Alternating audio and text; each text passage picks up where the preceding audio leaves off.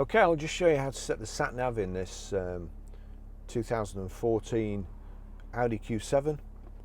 So from any screen into Nav. Nav's the button, the top button on the left here, and you see their destination at the bottom.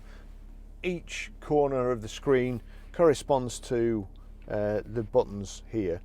Obviously top left is there, bottom left is there. It says destination there, so we need the bottom left button.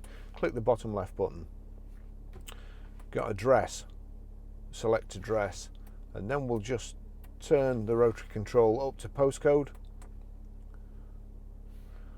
It's a rotary wheel. We're Grosvenor Garage, Chorley Road, Wantleydale, Preston, PR.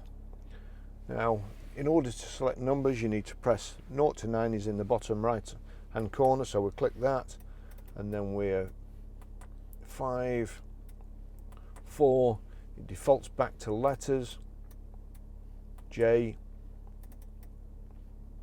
S, PR5, 4JS. You can add a street or start route guidance. I just want to start route guidance. So up to start route guidance with the rotary control, click. Those are all the settings. Your route is being calculated. Please follow the road for 1 mile. That's it, that's how you set the Sat Nav.